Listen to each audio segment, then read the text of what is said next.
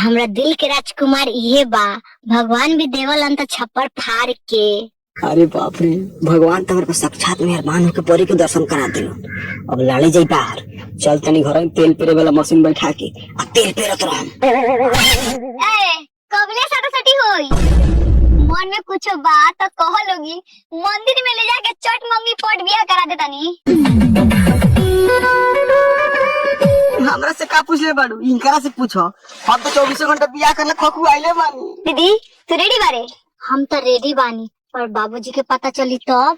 दीदी जब लड़का लड़की राजी ता का करी पिताजी? हम बारी जा चल।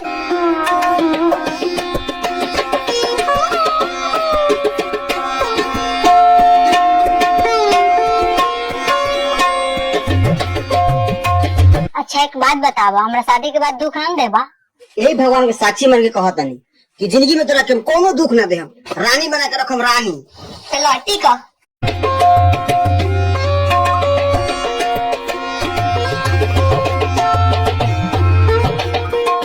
ठीक ठीक, नाम मंगली भीख तो हमारा नाम कबूतरी ना।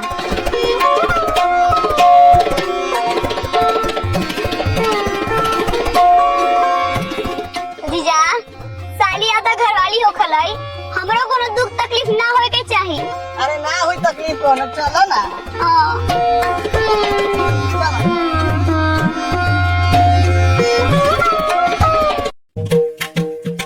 अलख निरंजन गजमान आगे रोगा दुआरी पंडित सुतल ते बारी। तेरा बाबू निकालो घर से दक्षिणा, रोगा में बारी निकालो निकालो। आओ पंडित जी, दक्षिणावा तो हम देने करब, तो याद के रेखा ओखा देखो कि हमरा बेटिया सबके लगन चरचराल बाकी ना। ए बबिया साहब, आओ पंडित जी आइल बारन। आओ बैठो पंडित जी। प्रणाम पंडित जी। खुश रहो बच्चिया सब, खुश रहो, खा पी के तंदुरुस्त रहो। ए पंडित जी, बच्चिया सब तो हम निरोग बढ़ले बा, तनी एकनी के हाथ देख के बताई कि एकनी के भाग जो का कहता, यही घर में पड़ो रही कि दूसरों के घर में जाई।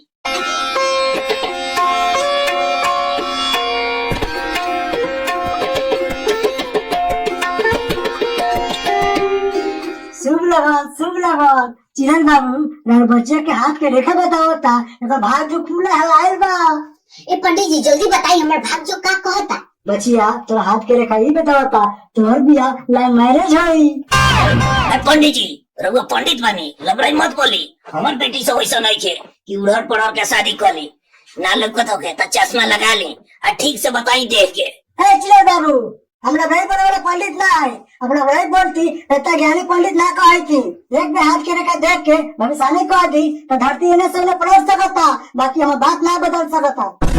बाबूजी पंडित जी ठीक कहता है, तू जा पंडित जी ने पानी लिया हुआ, जा ना। पंडित जी और बताइए ना दीदिया के बारे में, दीदिया के हाथ के रेखा कथी कोई है? ए बचिया तो दीदिया का भाग नहीं बतावता, एक मरद मिली पढ़वा और वो हाथा काठा जो जोता के 2-4 काठा जाना करूँ इसे ससुराली में जाई रोक नाली ना। अगर हमारी वीडियो अच्छी लगी तो चैनल को सब्सक्राइब करें, वीडियो को लाइक करें और अपने दोस्तों के साथ भी शेयर जरूर करना। पंडित जी